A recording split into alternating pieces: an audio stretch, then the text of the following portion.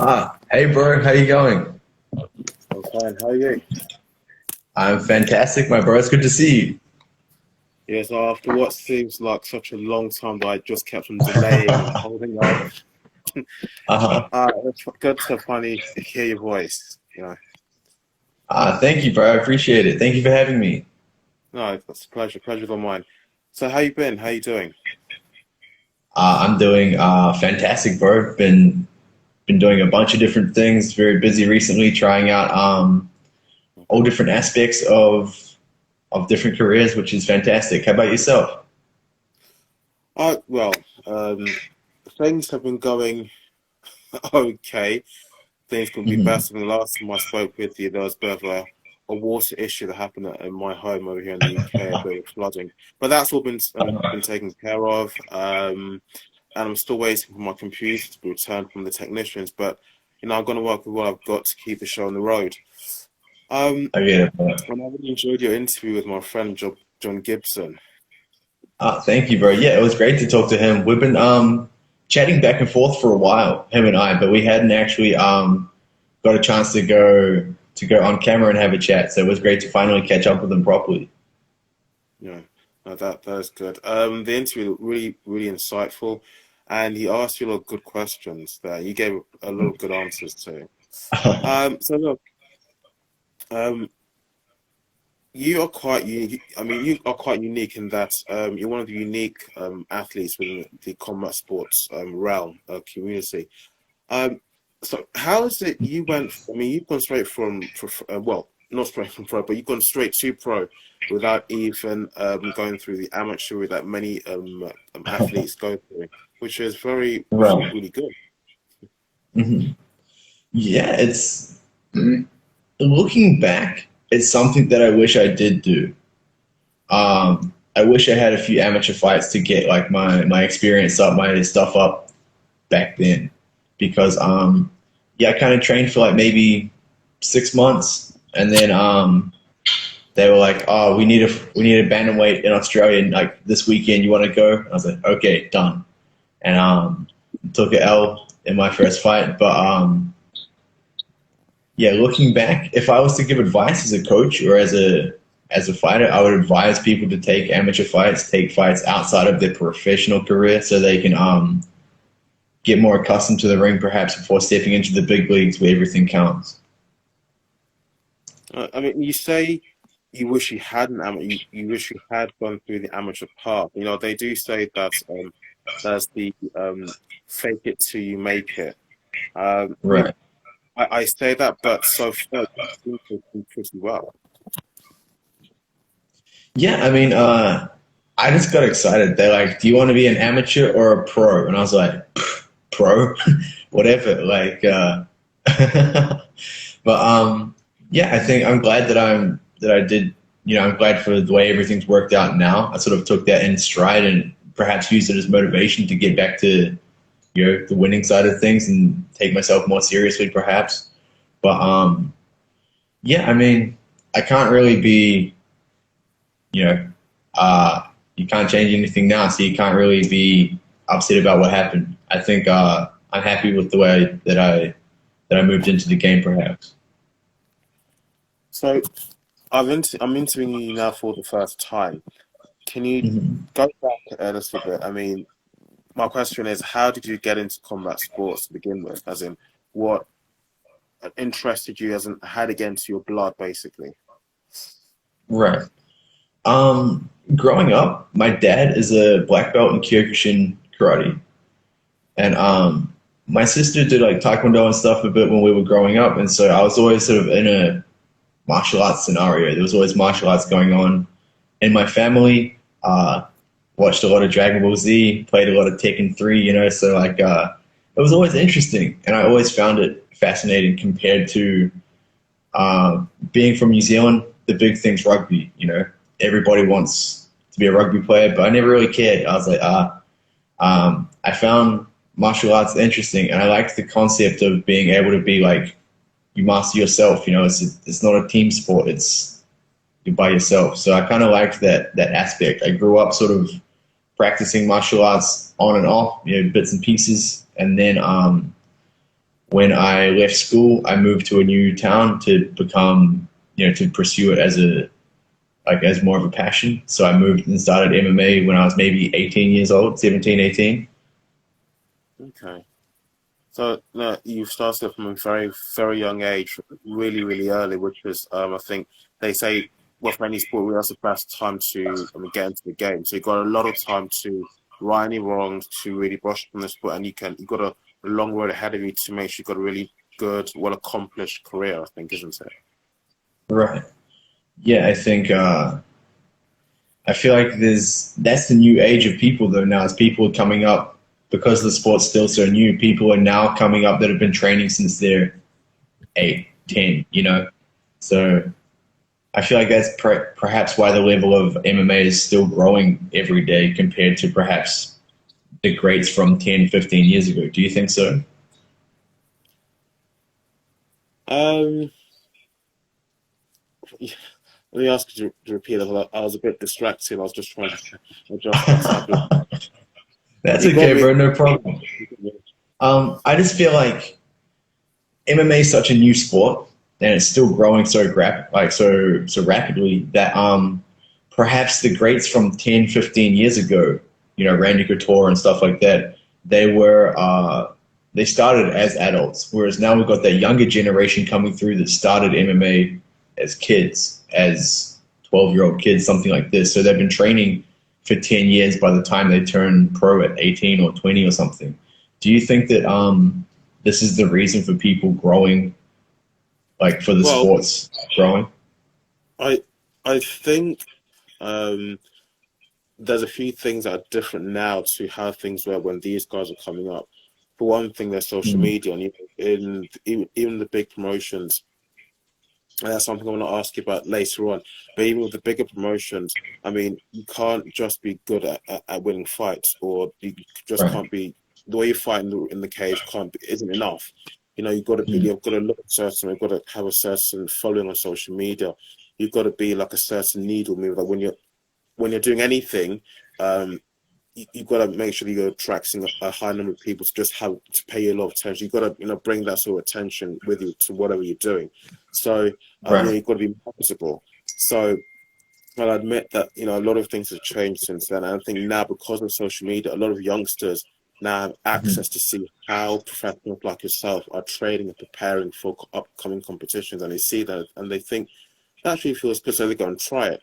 And maybe after the first, second, third session, they feel I actually like this. I actually thought they're really therapeutic. Now they may not like it, but for those who do like Right. it, they're going to go back and try, go back and do it again and again and again. And Hmm. even at times whereby they're not so good in the beginning, they'll be encouraged and compelled to keep going until finally they master a certain skill of the sport, maybe a triangle. I mean, I can't say for sure what certain moves are, but you know, these days I can see that a lot of people are getting into combat sports in comparison to what it's like before. So, Right. well, I think the main attraction back then probably was boxing, but now I think Mhm. they are debating that maybe boxing is a dying breed of sport. That what's the new kings very soon will be mixed martial arts. Mhm. Yeah, I definitely agree. I feel like that's actually one reason why I have respect for so many boxers, because there's so many more people there that it's so much harder.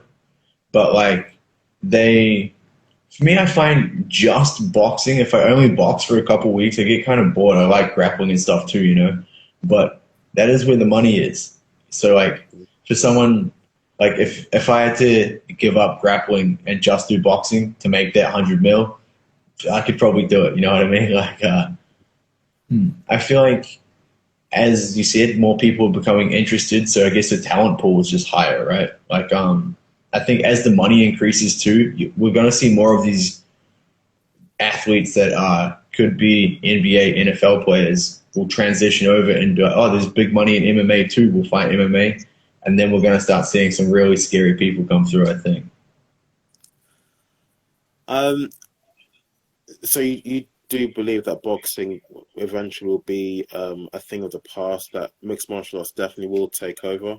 Because I can see why people feel that way. In fact, potentially I can see that happening. But they say that with boxing, even though it may not be as entertaining as mixed martial arts, because MMA, there's a lot more you can use in your arsenal: kicks, Right. the striking, the takedowns, the ground game, and stuff like that. There's a lot more things you can do.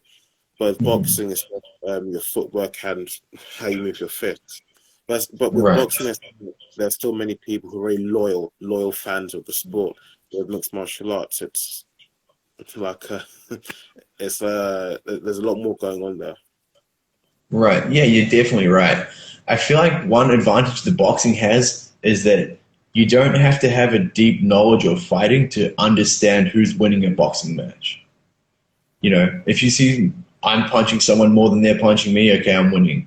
But as someone who doesn't know MMA, if you're watching an MMA fight and they're wrestling and stuff, you're like, I don't understand. You know, like my boxing coach here actually he jokes that he watches UFC and then when they do a takedown, he just fast forwards until they're standing up again. You know, because he doesn't. He's like, I don't understand grappling. I just want the striking aspect. So I think that's one thing that boxing has working in its favor, and I think that is why a lot of the big MMA superstars are strikers. Majority of the really famous like Stylebender, Connor, Anderson Silva, they're strikers because I feel like knockouts are perhaps more easy to understand or easy to promote to a general audience as opposed to obviously someone like yourself or myself. I really appreciate a submission, but it's not perhaps as fan friendly as a knockout. Perhaps, do you think so? No, of course, because I think when I watch with the number of mixed martial arts competitions that I've watched, both from the mainstream and the more local scene, I've always said that well the stand up in the ground game, stand up is always far more easier than ground game. I mean, I've never been inside a cage myself, but just looking from a fan's the perspective of a fan or in someone in the audience, the stand up looks a lot better because there's a lot more you can get away with. Just just a single hit or a single leg kick or a single punch, Mhm. and you got your knockout. You've won the fight. Right, But with the ground game, you've really got to make sure that that you're able to get in a leg lock or get your opponent in a what they call it, a rear naked chokehold, any right, move like that, whereby they're so just incapacitated that just they cannot move, and yeah, you can get a submission and they tap, and you've got the win in the bag. I've always said the ground game right. is far more complicated than your stand up is. Uh-huh.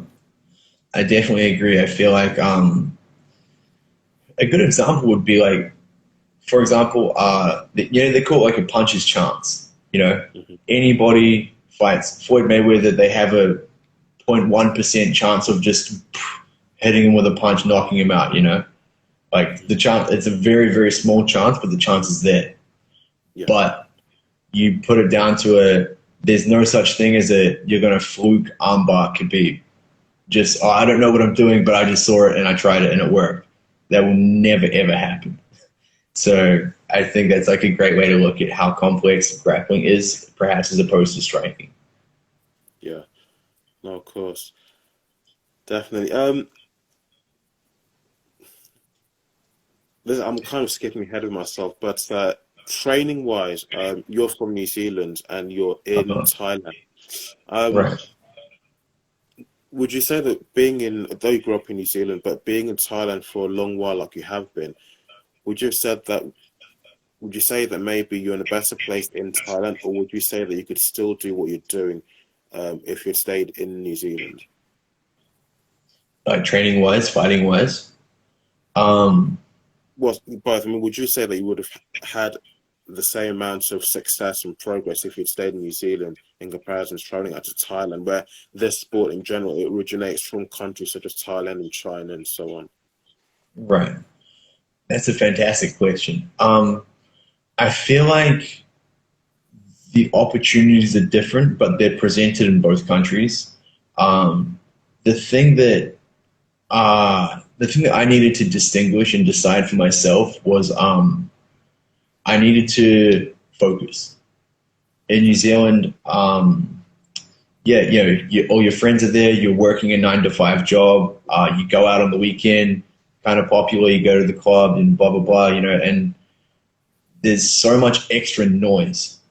Your boss calls you late at night while you're at training, and yeah. So for me, it wasn't necessarily the fact that I'm training more, I'm training with better people or something like that, because as you know, New Zealand has fantastic fighters also. But for me, it was the ability to be by myself and completely redevelop my circle around fighting. So while in New Zealand, I got a great group of friends, and they're all rugby player, bodybuilder, they're all athletes and stuff too. But here in Thailand, I don't have a single friend that's not a professional athlete.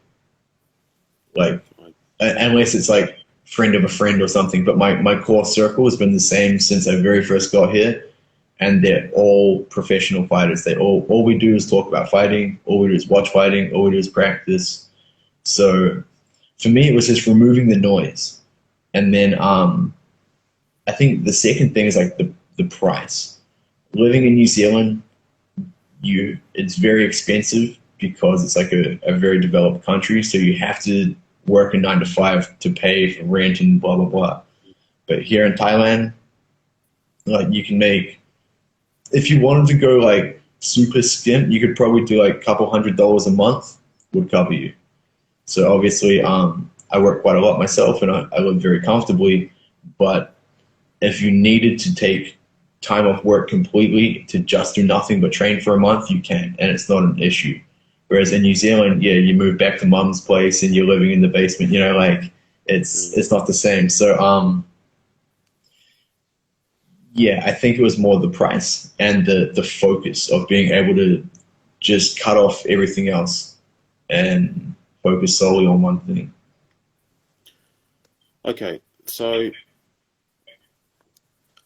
it's fight day, or you've got a fight coming up. Speaking of which, any idea when your next fight is going to be, and who your opponent is, if you know? Mm-hmm.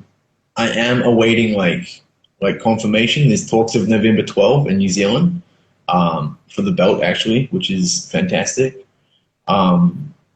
It's a vacant belt, so we're deciding who the other opponent will be. Some of the guys are just fighting now, so we're just seeing if they're going to be healthy to fight again by the end of the year.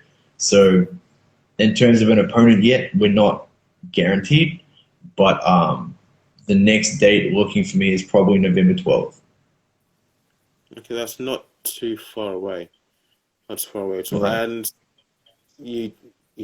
has an opponent been booked, as in been paired up with you yet?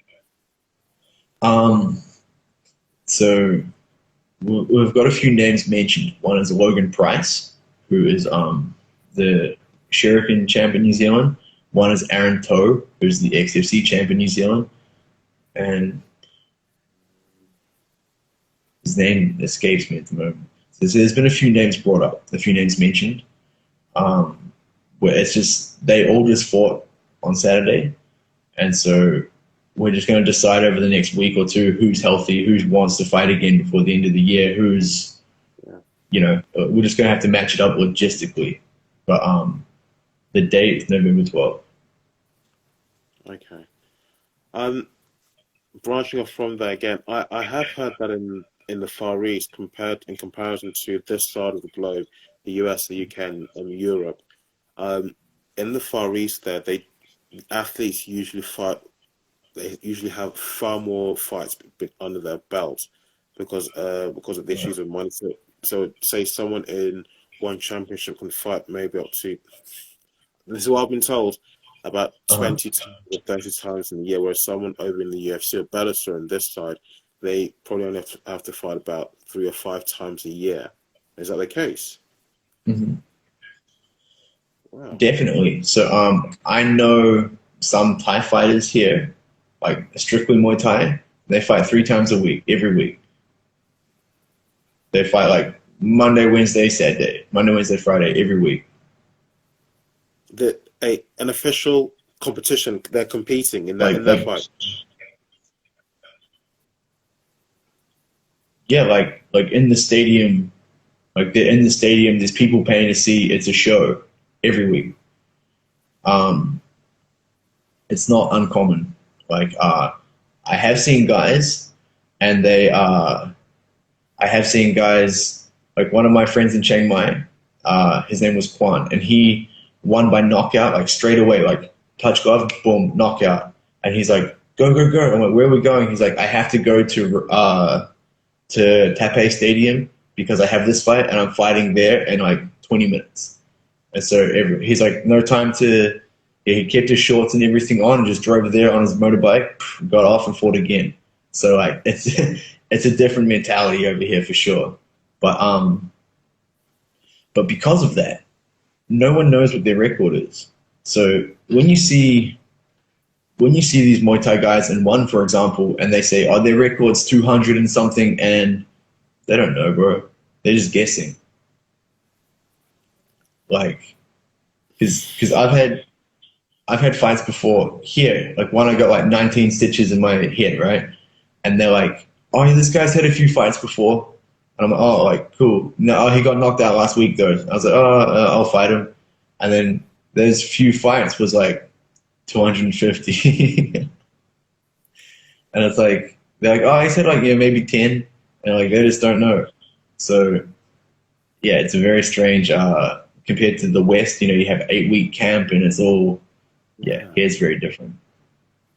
But I mean, like the guy you just mentioned had one fight at one particular in the afternoon or the early evening, whenever. Then after he'd done that fight, he was about to jump into his motorbike or his car, and people asked him, where are you going, where are you going? And he said, oh, I've got another fight so such and such place. Now you're doing all those fights, and okay, great, it's good for your record, you know, whether you win or lose, I suppose, because it's building up your record and your experience. But what about the impact it has on your health? Yes, that's why I don't do it, bro. It's ridiculous. Like I fight Muay Thai once or twice a year.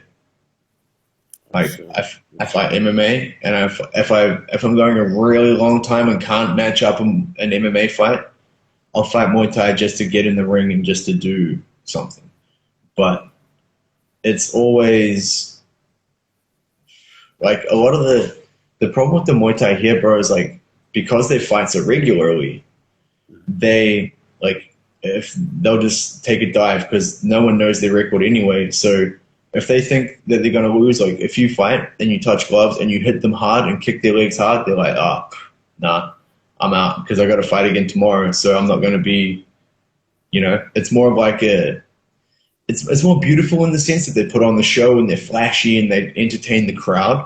But in terms of like actually fighting to kill each other, you know, like a lot of fighters will go like, look, they have like a shadow agreement behind, like before the fight. Look, no elbows, I'm fighting tomorrow, please don't cut me. Okay. Like a gentleman's agreement, you know? But they get paid for every time they get in the ring. They don't get paid win or lose. They get paid for the attempt, you know, for the show. So they go in there and play around and sweep, and you sweep me and I sweep you, and like it's more of a show for the tourists. Obviously, when you get to more serious stadiums, the ones on television, Lumpini, Rajadamnern, these are serious fights. But a lot of the local stadiums, it's just like you get paid your $30 for the fight, and you just show up and you fight tomorrow and you fight the next day, and it's kind of goofy, bro. That is insane. I mean, the guys will actually have just like a small agreement between them. No elbows, no this, no that, because they've got fog. In the UFC or Bellator, or even in one championship, would something like that be allowed?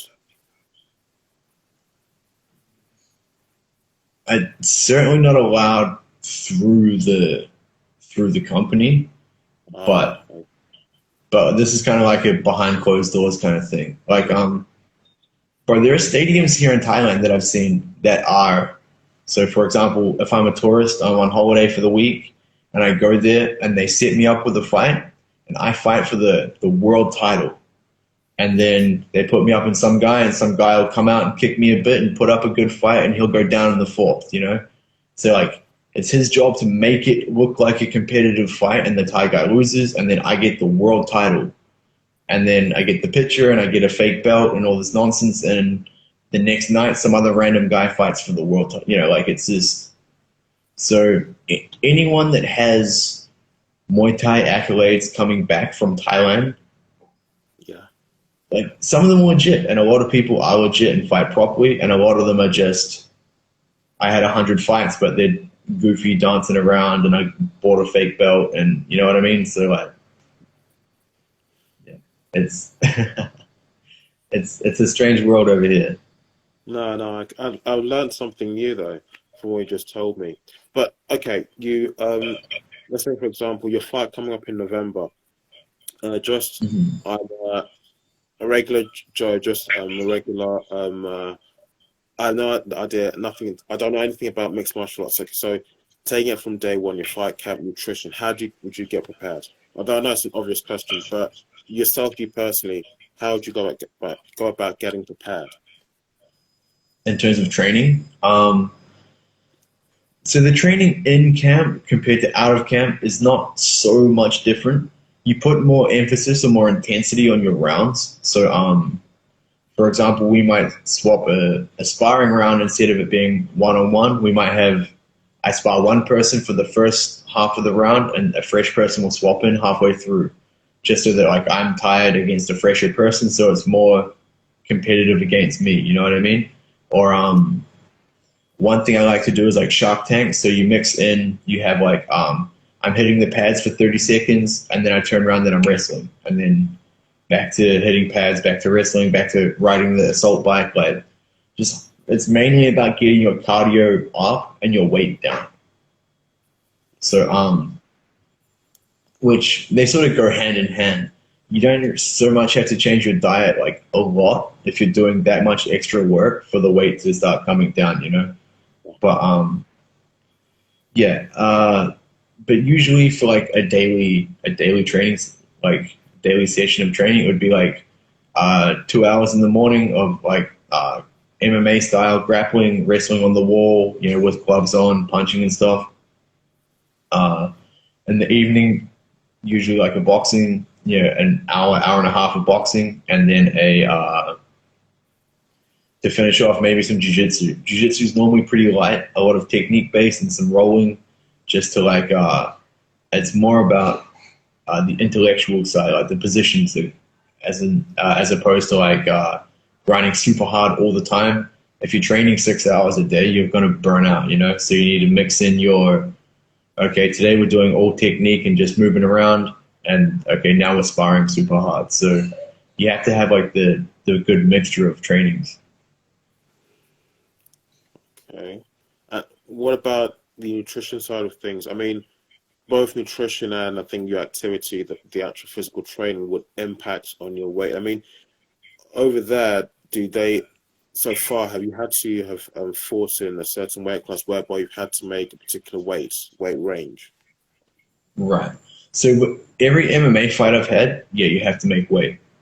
And all of the Muay Thai fights, they kind of just look at you and be like, yeah, yours is about the same. And sometimes they weigh you. If you're fighting for a belt or you're fighting on a big promotion, they'll weigh you. Otherwise, they kind of just sort of look at you and be like, okay, like they just guess, you know?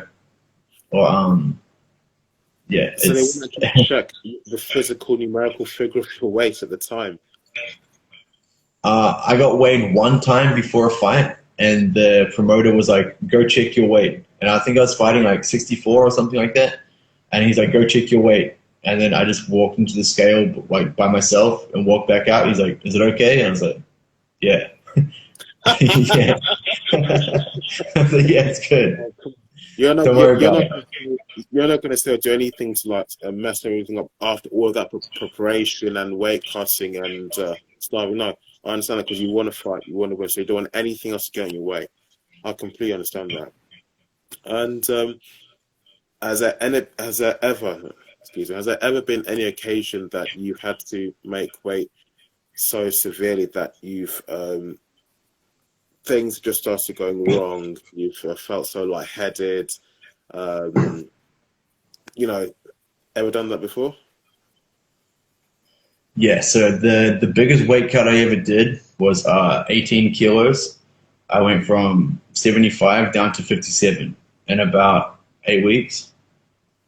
And yeah, that one was brutal, bro. That was very, very tough. It was like I sort of I got down to 70 pretty quickly because I had like a bit of fat and stuff like that. I was training like a little bit. So the first fight was super easy. And then I got down to I started fight week about 65,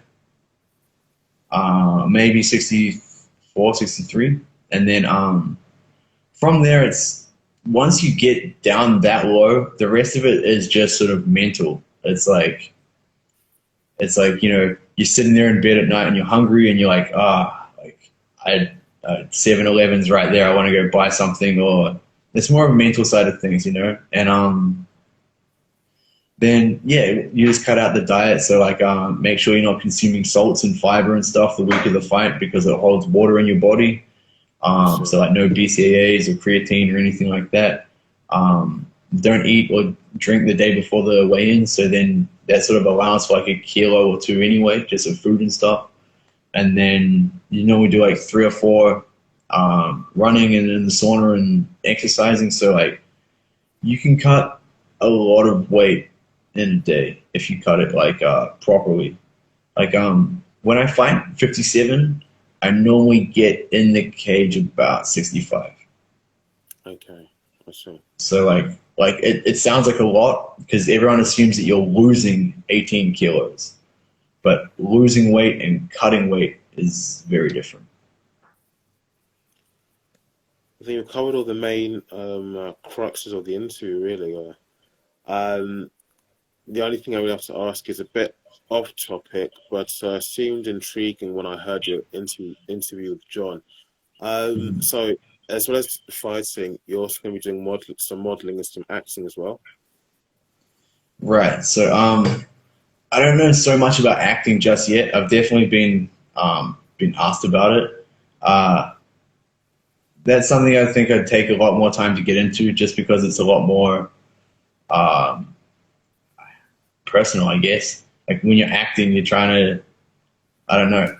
I'm kind of a shy person naturally, bro. So I think acting would take a lot of time to get used to being in front of people or something like this. But modeling is definitely something I'm looking into a lot. I just been getting a lot of, I did some photo shoots and stuff just for fun and posted some photos and stuff, and had a few people message me, an agency and stuff message me and say are you interested? We can have you represent brands and do these kind of things. And that's kind of what got me thinking to there's so many more opportunities of being a fighter than just fighting. You know what I mean? As I kind of mentioned to John briefly last week, yeah. And as you mentioned at the start of the podcast, it's you have to entertain outside of just fighting. You have to be there. You have to be everywhere. I feel like this may be my 7th interview in the last couple of weeks of podcasts and stuff like that, and I don't even have a fight confirmed yet. So I'm just trying to do everything, bro. I want to be the guy, So yeah. Now, yeah, this will take me a bit back to the fighting area of things. You're professional and you're still very young. What, you're about 28 years old or so? 27, right? That's still really young in terms of in MMA talk. Do you have any future plans of you train in Thailand and you've been competing there? Would you like to be at some point in the future be fighting on the mainstream and promotions? And if you did, which one would you go for? I mean, I know when I asked 90% of the fighters that I've interviewed, there's one particular name that they will always answer me with. But yourself, which one would you like to go for or fight for? Right. So I have a 3 or 4 step plan, actually, Ike. So what my plan is right now is secure this belt in November, and that pretty much guarantees me a contract somewhere, right? Now, as much as UFC is the biggest promotion and the biggest thing, and that's where everyone wants to go. It is definitely a goal for the future. But right now, I feel like because I live in Asia, because I speak Thai, because I speak Japanese, I think this is ONE FC right now is just the best opportunity as in terms of marketing. Like because they'll give you the opportunity to fight here in Thailand, where I know everyone and I speak Thai and it's on TV. That's going to be a big draw, and a lot of attention. Same as when we go to Japan. I actually teach English for a Japanese company in Japan, so I have a lot of people that I know in Japan, right? And because I speak Japanese now, or I'm learning to speak Japanese, if I can go there and connect with the audience by speaking their native language to them, that's going to leave much more of an impact. So again, that's great marketability there. And so I'm not saying I'd stay in ONE FC exclusively. Surely, like if a UFC contract came, that would be great. But in terms of utilizing that marketability first, I feel like that would be a smart move. No, that good answer that you gave there, because I did. It's no secret the UFC that it's almost like the golden boy of mixed martial arts. But the one thing that I've noticed there is that unless if you are one of their golden boys, they will treat you like crap. And there's still the issue of fighters pay that they're still making the argument for. There's just a few guys like Conor McGregor, John Jones, and a few of the other Right. superstar names who are, they're being well looked after. But ONE FC, I think they do have an audience outside of the Far East, even in the US and the UK. I mean, if you were to find main event cards, you still have a lot of fight fans around the world who would be watching you, even guys in the US, the UFC's home audience. Right. So Yeah, and that's. Oh, sorry to interrupt. no, Thank you, bro. That's the other thing I like about ONE is the UFC has openly stated that they are no longer going to create superstars. Like, because they said they're just like, look, bro, we don't look what happened to Conor. They can't control him, and he'll just come back and fight whenever he wants, and then just leave and take his money and go. And so the UFC's like, we don't want superstars. They promote the UFC. They don't promote the fighters. Whereas in ONE, it's the opposite. They promote the fighters who will then draw people to ONE. So I feel like in terms of like generating like especially initial exposure to like the global market, ONE just seemed like a far better option. Perhaps Ryzen before ONE, but definitely ONE in terms of exposure. Look, I think you've answered so many of my questions thoroughly. And you say you're shy, but you seem as in you're good at fighting, but you're also quite articulate. You speak well as well. So, I mean, even besides fighting, besides modeling, and besides the acting thing, have you ever also considered maybe commentating for the sport? Because even for the UFC, you even have some of the active fighters such as Dominic Cruz who competes. He recently had a fight, and he also commentates. Have you ever considered doing that? So my thing is, bro, my goal is that I want to be capable of doing everything involving the sport. So I want to, bro, like some of my friends here, they speak Thai and English, and so when for example, we had BKFC we put on last weekend. We had my friend who speaks Thai and English, and he's announcing because he can say the Thai names, he can say the English names, and so he's announcing. And I don't know if I'd be like an announcer if I've got the voice for it or not. I've never actually tried. Maybe when I'll practice in the shower by myself, announcing. But I want to be able to do everything, bro. I want to commentate in 3 languages. I want to be everywhere. Even if I'm like an interview guy, I don't mind. I just want to be able to do. I'm never going to say no to doing something. You know what I mean? I kind of just started. That's what I did a long time ago. I just started saying yes to everything, and it just sort of seemed to turn out well. Before I let you go, are there any sponsors, friends, family, and any affiliates you want to give a shout out to? Mhm. Just our team here at MarrockForce MMA in Bangkok.